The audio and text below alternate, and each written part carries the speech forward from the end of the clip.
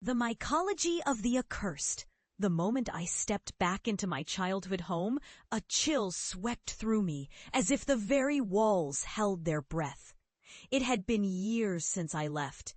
Years since I was the family disgrace, the delusional mycologist who chased shadows in the soil while everyone else laughed behind my back. How ironic that I now returned, not as the mockery, but as a harbinger of truths they had dismissed. "Leela, is that you?" My mother's voice trembled from the kitchen, tinged with a mix of surprise and hesitation. She hadn't seen me since the day I packed my bags, leaving behind their scorn like a storm I could no longer weather. I could almost hear the collective gasp of disbelief from my family, the whispers of crazy echoing as they recognized me. The prodigal daughter returned. I stepped into the kitchen, my heart pounding in my chest. There they were, my parents, my brother, all of them frozen in a moment of disbelief. I held my head high, but inside I felt the familiar sting of their judgment. My father's brow furrowed, his disappointment palpable. "You look different." "More like a ghost," my brother sneered, crossing his arms. "Did you finally lose your mind out there in the woods?" I ignored him, the years of ridicule boiling just beneath the surface. Instead, I reached into my bag, pulling out a small jar filled with a peculiar bioluminescent fungus that pulsed like a heartbeat. "This is what I've been studying," I said, my voice steady. "This is what you called nonsense." Their expressions shifted from disdain to something that resembled curiosity, but I could see it, the flicker of fear behind their eyes. "You're still obsessed with that cursed mycology?" my mother asked, her voice a whisper. "Yes," I replied, my heart racing. "That it's not just a pursuit anymore. It's a warning." The air thickened, the weight of my words hanging between us. I could sense their disbelief, the way they wanted to dismiss me again. But I had evidence now, evidence that would shatter their complacency. "Do you remember Ocalo?" I asked, recalling the town that had vanished into the earth, swallowed by the very spores I had been tracking. "The stories you laughed at, the folklore you dismissed, it's all real. The spores have a consciousness, an ancient will that infects not just the soil, but those who tread upon it."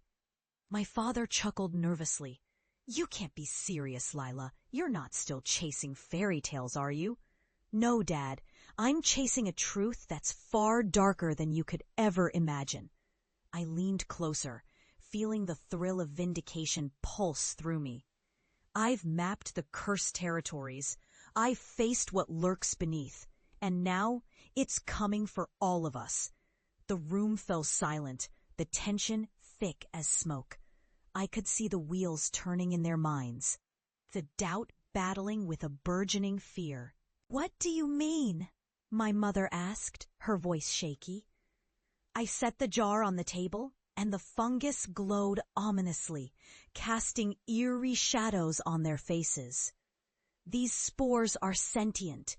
They beckon the lost, the broken. They whisper secrets to the unwary. And they've spread beyond Ocalo. They're in the soil here, in this very house."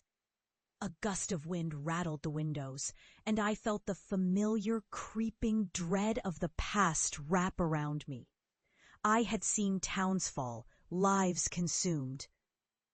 But what haunted me the most was the realization of what I had become, a vessel for the very darkness I had pursued.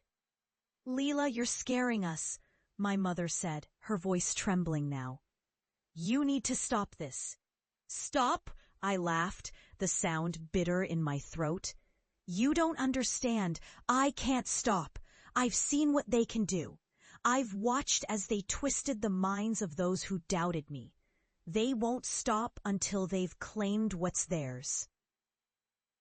Suddenly, the lights flickered, and the room seemed to darken, as if the shadows themselves were gathering. My family exchanged anxious glances, and I could see their fear morphing into something else, something primal. "What are you doing, Leela?" my brother hissed, stepping back as the jar began to tremble on the table, the spores inside swirling like a tempest. "I'm showing you the truth," I said, my voice steady despite the rising panic. "You laughed at me, ridiculed me, but now it's time for you to face what you've ignored." With those words, the glow of the jar intensified, illuminating the room with an unearthly light. The spores began to seep out, drifting like motes of dust, swirling around us. I felt the air grow heavy, thick with the weight of memories, my failures, my sacrifices, the long nights spent in ruins, uncovering the secrets of the earth.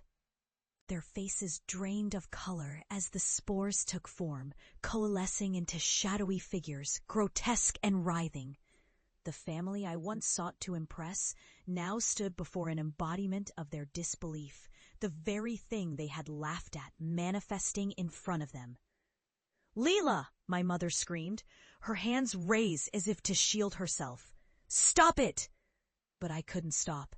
I was no longer the girl they had mocked. I was the vessel of a truth they had forced me to uncover. As the shadows loomed closer, I felt a sense of vindication wash over me. They would finally see the cost of their disbelief. In that moment, as the darkness enveloped them, I knew my journey had not been in vain. I had survived what they could never face. I had become the very warning they needed. As I walked away, leaving the chaos behind, I glanced back one last time.